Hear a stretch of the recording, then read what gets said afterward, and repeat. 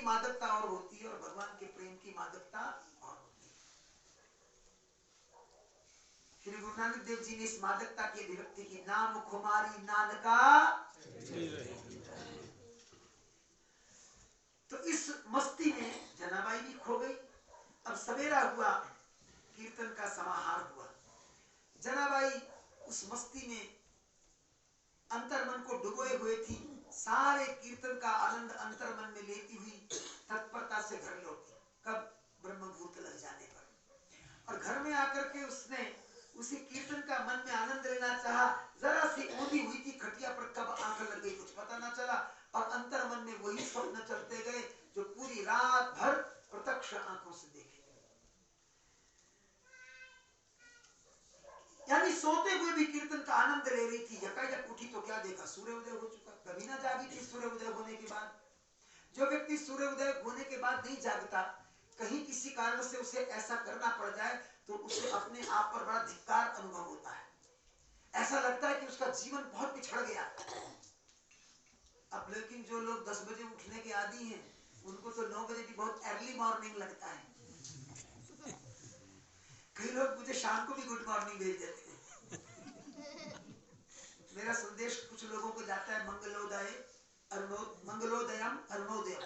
उदय उदयम कहते हैं, उदयम कहते हैं उदय होने को। मंगल रूप में आपका दिन उदय हो, सुखद रूप में उदय हो। तो वो लोग कुछ बेचारे अब हिंदी नहीं जानते तो शाम को ही मैसेज पढ़ते हैं। वो ये भी नहीं कहते कि इस समय गुड इवनिंग ही भेज दें, वो गुड मॉर्निंग ही भेज देते हैं। तो जनाबाई की आंख लग गई थी, सूर्योदय हो गया, वो छटपटाई, अरे फटाफट से स्नान किया। स्नान करने के बाद दौड़ी। अब उसको एक के बाद एक काम याद आने लगे। अच्छा, पहले पोछा लगाऊं, चूल्हे को संवारूं, कि बुहारी करूं, महात्माओं के लिए व्यवस्था करूं,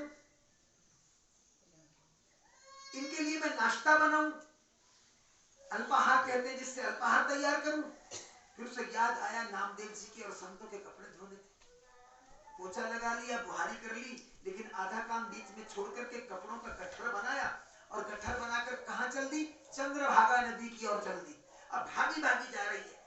देखो, बस्ती से नदी की ओर जा रही है, पत्थरों का रास्ता तत्परता से उतरती जा रही, उतरती चली जा रही है।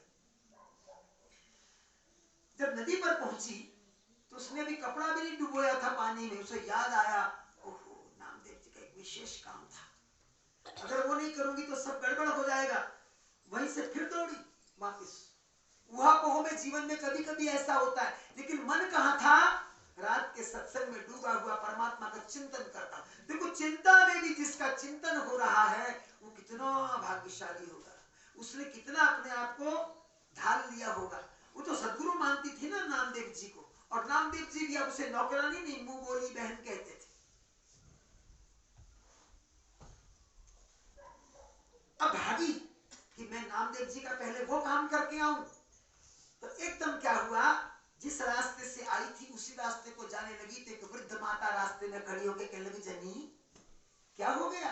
अभी अभी तो तू आई थी, अभी अभी चल दी, तेरे कपड़े धुल गए? बोले, माँ जी नहीं, मुझे काम याद आ गया। अब उसने माँ जी की करुण मूर्ति देखी, उसे ऐसा लगा ये माँ जी बिल्कुल अपनी ही है। चाहे वो छुपाने वाली बात थी, उसने उस माँ के सामने रख दी कि नामदेव जी का अमुक काम रह गया। माँ ने कहा, ला रख दी, मुझे दे दी। बोले, भैया नहीं, मैं खुद धो लूंगी। बोले, नहीं नहीं, मुझे ये सब काम बहुत सरलता से करने आते हैं, मुझे बूढ़ी मत जानो। लाओ, मैं तुम्हारे कपड़े धो दूंगी, तुम उनका काम करके आओ। हाँ, अब देखो जनी संकोच कर रही है। वृद्ध माता को अपना काम कैसे सौंप दे?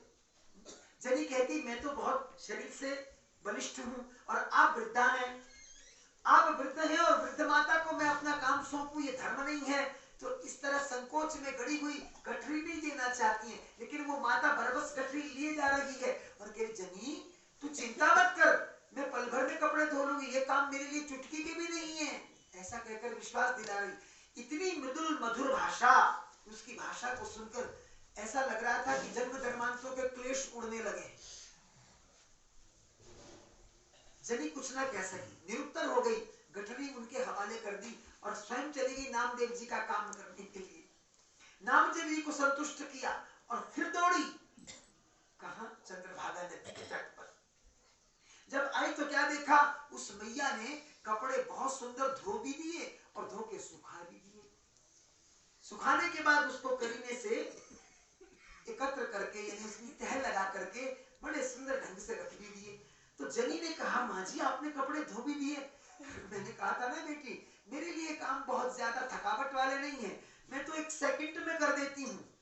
अब जनी उन कपड़ों को देखती है कि आज से पहले मैंने कपड़े कितनी बार धोए, लेकिन ऐसी रौनक, ऐसी आभा, ऐसी रंगत इन कपड़ों पर नहीं आई। आज क्या बात है, ये कपड़े लह क्यों रहे हैं, मैं क्यों रहे?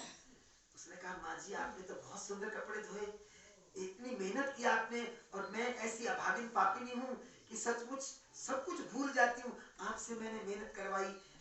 जनी के मन में आया कि पता पूछ लूं माँ कहाँ रहती है, कभी कभार काम पड़ जाए तो माँ को मैं याद कर लिया करूंगी, माँ को मिल करके आया करूंगी। इस मैया की कितनी करुण वाणी है और इनका हृदय कितना सुहृद है, अर्थात कोमल है।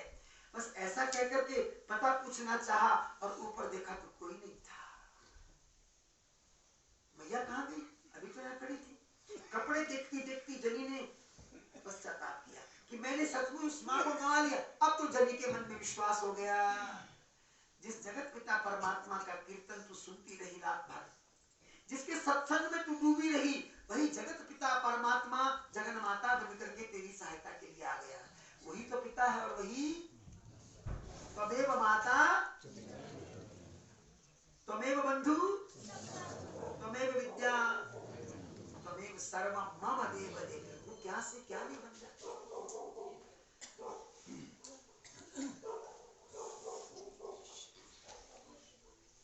तो जनी बड़ी हतप्रभ हुई कि अभी अभी तो सामने खड़ी थी, एक पल भर में कहां झुक गई।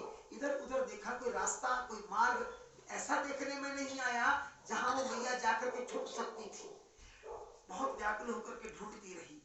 फिर बड़े धैर्य से पश्चाताप में गड़ी हुई जनी ने वो गठड़ी उठाई कपड़ों की लपेट कर, और मंथर गति से धीरे धीरे पीछे निहारती हुई कि कहीं उस माँ का दर्शन हो जाए। वो बेचारी चल दी कहां, नामदेव जी के घर में आई। उसने चूल्हा चौका सुलगाया, महात्माओं के लिए अल्पाहार बनाया और सबको भोजन छकाया। और उसके बाद नामदेव जी ने पूछा, जनी आज बात क्या है, तुम्हारा चेहरा कुछ उड़ा उड़ा है, कोई उदासी है क्या? जनी की आंखों से आंसू बरसने लगे। गंगा यमुना नाम की 2 सरिताएं आंखों से बहने लगी। नामदेव जी और संत आ गए। जनी क्या कारण है, क्यों रो रही हो? कर रोई। महाराज आज बड़ी अलौकिक लीला हुई। मैं जब वस्त्र लेकर के गई और काम याद आया तो लौटी, एक वृद्ध माता ने आकर मुझसे गठड़ी मांगी कि मैं कपड़े धो दूंगी। मैंने देना न चाहा, परंतु उन्होंने मुझे प्रभावित किया और बरबस वस्त्रों का गट्ठर ले लिया। मेरे वहां पहुंचने से पहले गट्ठर को धो करके सुंदर ढंग से करीने से तह लगा करके गठड़ी में बांध दिया, लेकिन मैं तो वस्त्र निहारती रह गई। जब देखा तो ऊपर कोई न था। नामदेव जी कह लगे, जनी तू धन्य है, वो जगत पिता परमेश्वर तेरे लिए जगन माता बन करके आए।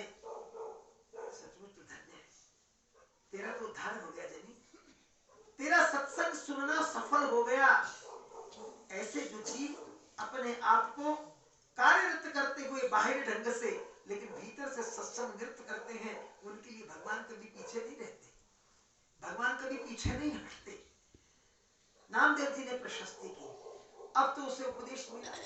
उपदेश लेने के बाद वो तो भगवान नाम के चिंतन में इतना लय कर गई कि उठत बैठत सोवत ध्याइये मार्ग चलत हरिहर गाइये। जब काम करती तो भजन करती।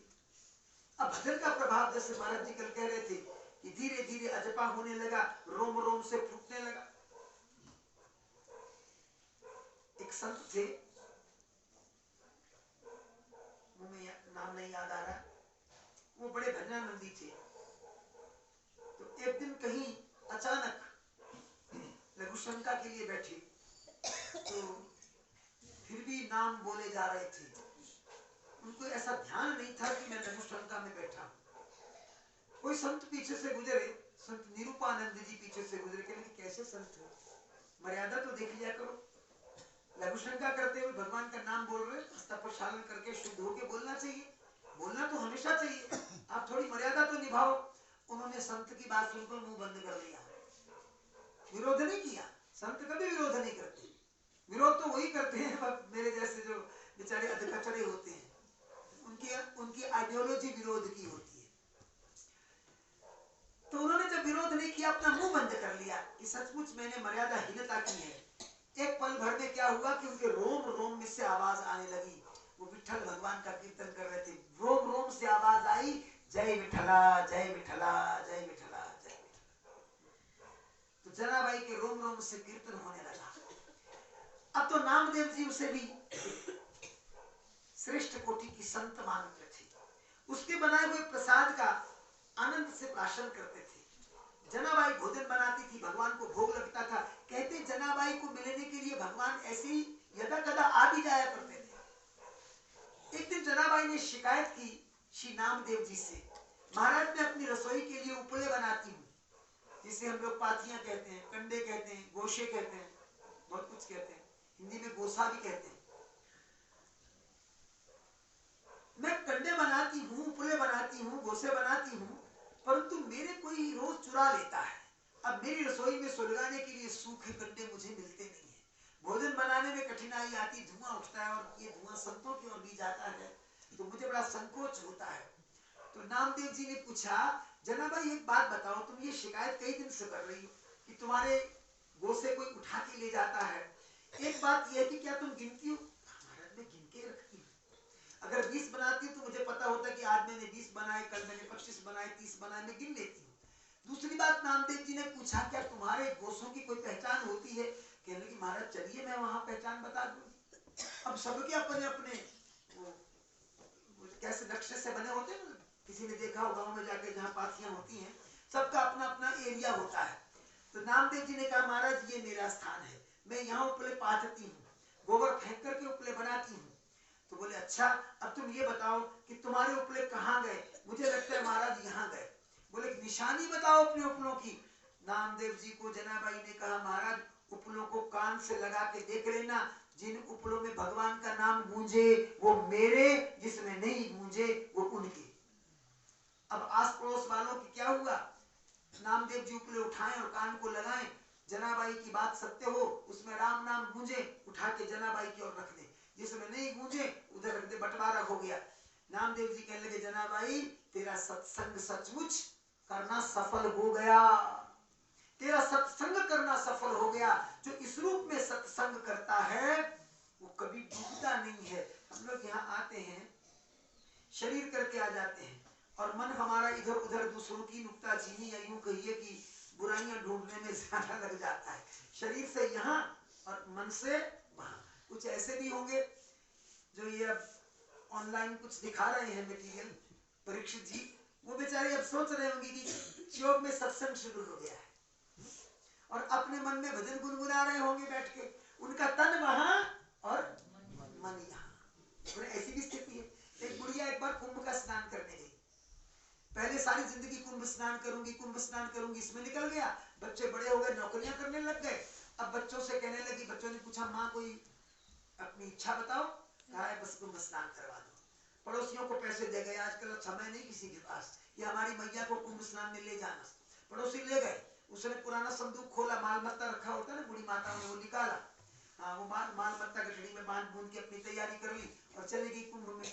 और चाबी उसने अपने हिसाब से तो गले में टांग ली थी, गले में टांगती माता चाबी। तो जब रात्रि में वो कुंभ का योग लगा, पड़ोसी ले गए, गंगा मैया में हर की पेड़ी में उतार दिया और वहां मैया ने सोचा कि झुटकी लगाने लगी और चाबी पकड़ लूं, कहीं चाबी बह न जाए, होता है ना। तो जब हाथ यहाँ लगाया, जो गंगा में खड़ी है, हाथ लगाया यहाँ तो चाबी नहीं। पहले तो कहती हर हर गंगे हर हर गंगे हर हर गंगे हर हर गंगे, ऐसे करती जा रही थी। वहां जब गंगा मैया जे तू सच्ची है तो मेरी मुंह यहाँ तो चाबी ना आ जाए। देखो कहां से कहां पहुंची, मैं तो चाबी अपने गले च लटकाई, एक कितने डिग पई, बस तू कृपा करी जे तू सच्ची है तो मेरे मुंह हाथ ना आवे। अब उधर बहू उठी ब्रह्म मुहूर्त में, उसने स्नान किया, मेरी सास भाग्यवान भाग्यवती है, गंगा जी का स्नान कर रही है, कभी मेरे जीवन में भी गंगा का ऐसे ही कुंभ स्नान आएगा। वो घर बैठी गंगा पहुंच गई और बुढ़िया गंगा में खड़ी खड़ी। देखो ना ये प्रारब्ध है अपना अपना। भाग्यशाली होंगे जो घर बैठ करके आज सत्संग सुन रहे हैं, सत्संग कर रहे हैं। लेकिन हम तो यही कहेंगे अपने मन को, दूसरों के नहीं।